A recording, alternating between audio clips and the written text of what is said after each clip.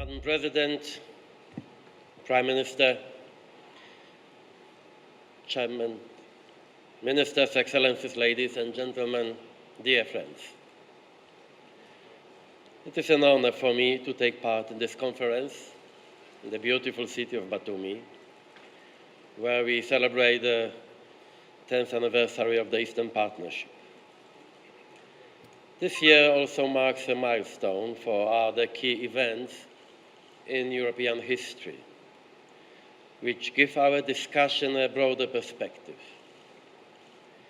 In 2019, we are celebrating the 15th anniversary of the enlargement that changed the course of history for countries like my own, Poland.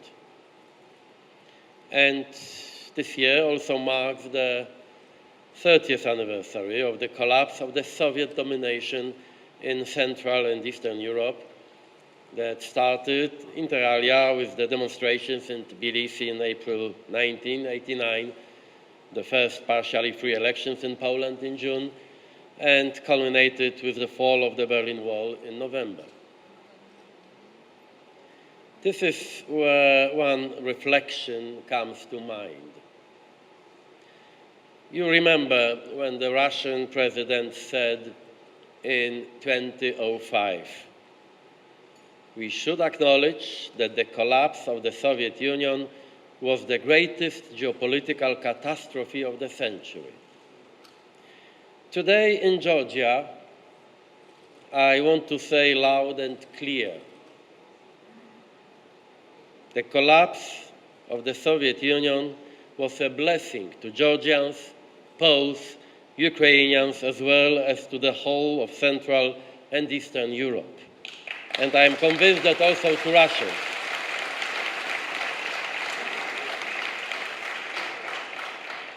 It is a highly symbolic time to discuss how far we have traveled together over this past decade and how to take our common journey forward. When looking at the Eastern Partnership's first 10 years, it is evident that thanks to it and through it, our relations have become deeper, more structured, and more predictable.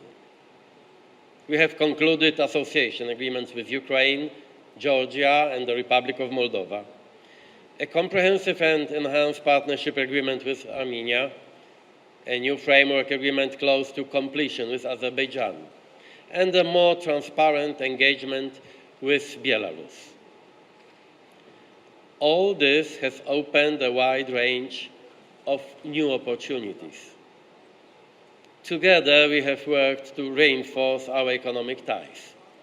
We have promoted investment and trade. Our cooperation has enhanced transport links and infrastructure, strengthened energy security and efficiency.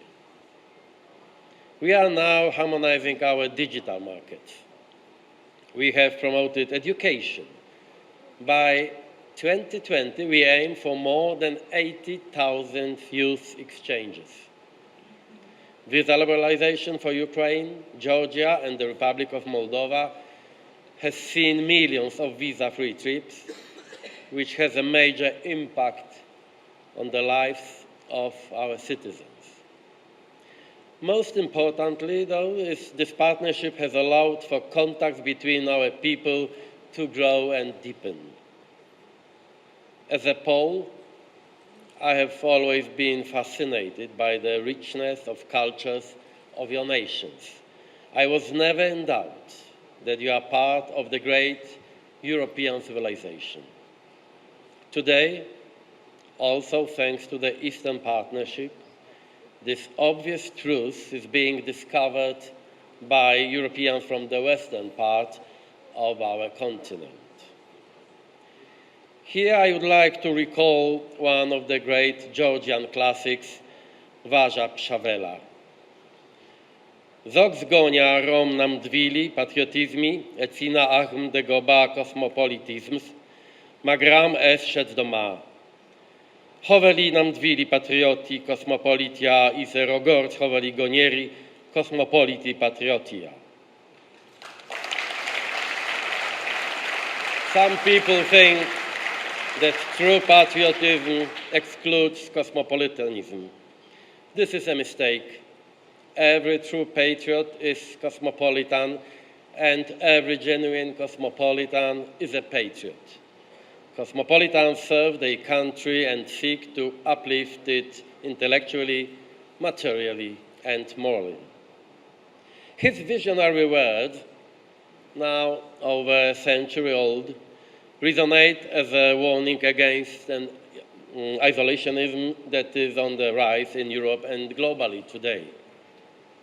I believe that by bringing us so much closer together, also as people, and by promoting understanding, the Eastern Partnership has helped counter these negative tendencies. But we cannot forget that the Eastern Partnership has also evolved against the background of a difficult political context, both in the European Union and in the region, with serious security concerns in most of our partner countries. Georgia must be mentioned here as one of the countries painfully affected by serious security challenges.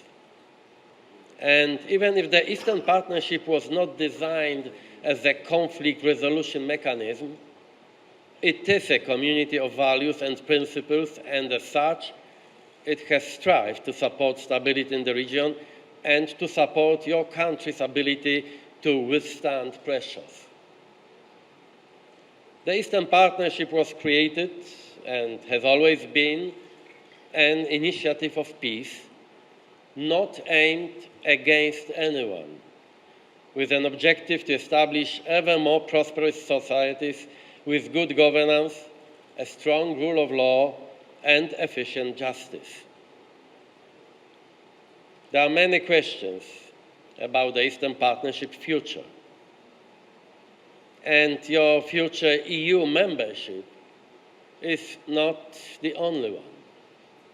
But let us not hide the fact that this question remains currently on the agenda.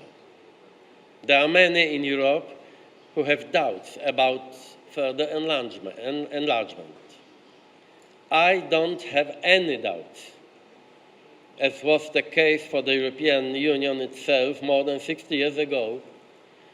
Such processes do not happen all at once or according to a single plan. They are made through concrete achievements, which first create a de facto solidarity, in the words of our founding fathers. However, one thing is clear. We will remain an inclusive initiative to strengthen the relations between the European Union and all 6 partners, while providing a differentiated approach to each partner according to their own aspirations and possibilities. We will continue developing opportunities to, and I quote, accelerate political association and further economic integration between the EU and interested partners, which was the original goal stated in the Prague Summit Declaration, still valid today. Following the 10th anniversary high-level conference, which took place in May, the EU is launching a structured consultation process on the future of the Eastern Partnership. We count on the active involvement and on contributions from the EU member states and Eastern partners, but also on civil society and business communities. We need to jointly reflect on how to make the best out of the opportunities that the Eastern Partnership provides. For now, let us focus on what the Eastern Partnership has proven that it can do best, improving the daily life of our citizens. Allow me now to say a few words from the bottom of my heart. As President of the European Council and as a Pole.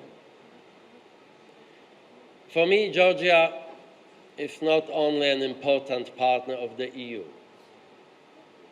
When I say Georgia, I mean freedom. When I say Georgia, I mean pride. When I say Georgia, I mean courage. You are a small country, but a great nation.